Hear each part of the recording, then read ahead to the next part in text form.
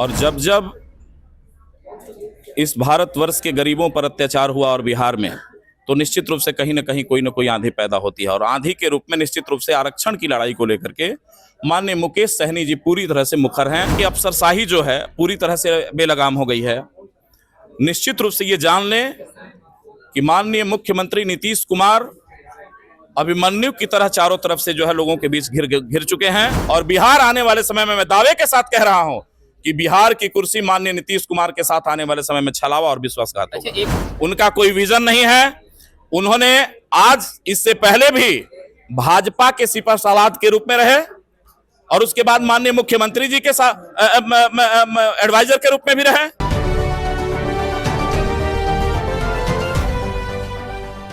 नमस्कार, स्वराज पोस्ट में आपका स्वागत है। मैं वेद सिंह।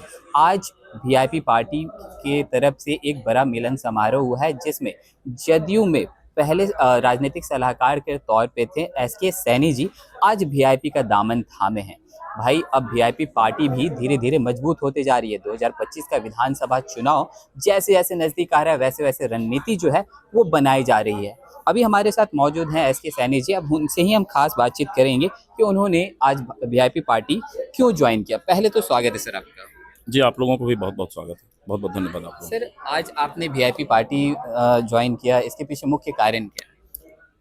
देखिए, ये बिहार की धरती कर्पूरी की धरती रही है, अति पिछड़ों की धरती रही है, दलितों की धरती रही है, गरीबों की धरती रही है, निरीहों की धरती रही है।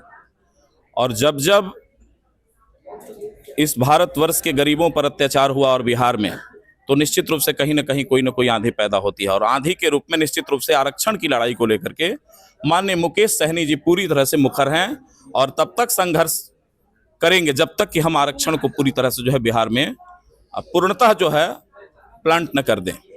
और मैं माननीय नीतीश कुमार जी को एक अच्छे नेता के रूप में आज भी मैं उनकी तारीफ करता हूं। माननीय नीतीश कुमार जी विकास पुरुष हैं। मैं इस बात को परहेज नहीं करूंगा कहने में, क्योंकि बिहार को उन्होंने भी बहुत कुछ दिया है। लेकिन आज के डेट में मैं बताऊं आपको, जो लॉ एंड ऑर्डर की स्थिति थी बिहार में, मर्डर का ग्राफ, यहां जो गरीबों के हकमारी की बात, लोगों के साथ जो यहाँ की अफसरशाही जो है पूरी तरह से बेलगाम हो गई है। निश्चित रूप से ये जान लें कि माननीय मुख्यमंत्री नीतीश कुमार अभिमन्यु की तरह चारों तरफ से जो है लोगों के बीच घिर चुके हैं। और आगामी समय में माननीय मुख्यमंत्री नीतीश कुमार को बिहार के सीएम की कुर्सी ये लोग कोशिश कर रहे हैं कि हम सौंपने नहीं देंगे। और निश्चित रूप से माननीय मुख्यमंत्री को पिछली बार भी आप लोगों ने देखा, माननीय मुख्यमंत्री जी के साथ जो है कितना बड़ा विश्वासघात हुआ। लेकिन वो तो जनता का मैंडेट था। लेकिन आज के डेट में मानसिक स्थिति जो है और शारीरिक स्थिति माननीय मुख्यमंत्री जी की ठीक नहीं रह गई है। इसलिए कुछ लोगों के द्वारा जो बात कान में बोला जाता है, जो इर्द गिर्द उनके, हम इस बात के लिए दोषी निश्चित रूप से माननीय नीतीश कुमार जी को देंगे कि जो गरीब का बेटा है अपनी बात कहने के लिए, जब मैं शुरू में गया था माननीय मुख्यमंत्री जी के पास, तो इस बात को रखा था कि आपकी कुर्सी तक पहुंचने में बहुत जिल्लत का सामना करना पड़ रहा है। और गरीब का बेटा जो अपनी बात रखना चाहता है, तो आपके इर्द गिर्द में जो बैठने वाले 15% के लोग हैं, जो कुर्सी के चारों तरफ जो है घेर करके बैठे हुए हैं, फिर गरीब आप अपनी बात जो है कहां से आप तक जाके आपके कान में कह सकता है। और ये बहुत दिनों से मैंने प्रयास किया कि माननीय मुख्यमंत्री जी से मैं मिलूं, और बहुत सारी चीजें हैं इस बिहार की सरजमी पर, जो है बहुत सारा मामला है, बहुत ऐसी चीजें हैं जो अभी पूरी तरह से बिहार पीछे है। उन सब मामलों के लिए बात उठाने की बात मैंने कही। निश्चित रूप से माननीय मुख्यमंत्री से मिलने देने का अल्टीमेटम देने के बाद भी लोग नहीं करते थे और नहीं मुख्यमंत्री, तो मुख्यमंत्री जी एक महंगे मुख्यमंत्री साबित हुए। निश्चित रूप से जो है कर्पूरी के सपनों का बिहार बनाने में उन्होंने पूरी तरह से प्रयास किया। लेकिन आने वाले समय में आप लोगों ने देखा कि इस कर्पूरी के बिहार को सवर्णों का बिहार देने के चक्कर में पड़ गए। ऐसा कैसे संभव है भाई? इस देश में 15% के लोग जो है पूरी तरह से इस भारतवर्ष तथा बिहार की जागीर को अपना मान लेंगे। हम लोग चैन से बैठने वाले हैं क्या? मैं तो एक माली का बेटा हूं। हमने जाने के समय मीडिया के माध्यम से भी बोलने का प्रयास किया था। आप इस लोकतंत्र के राजा हैं, लेकिन कोई भी आज तक अपने माली के बेटे को अगर सदन में भेजने का काम किया होता, तो निश्चित रूप से हम भी कहते क्योंकि आप न्यायप्रिय व्यक्ति नहीं रह गए हैं।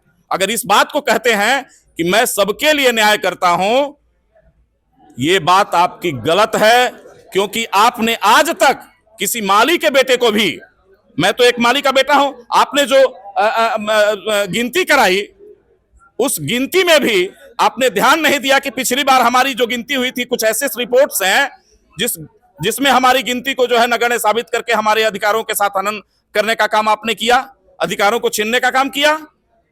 हमारे समाज जाति के लोग जो है आप तक पहुंच करके अपनी बात कुछ कहना चाहते हैं, निश्चित रूप से नहीं कह पाते हैं।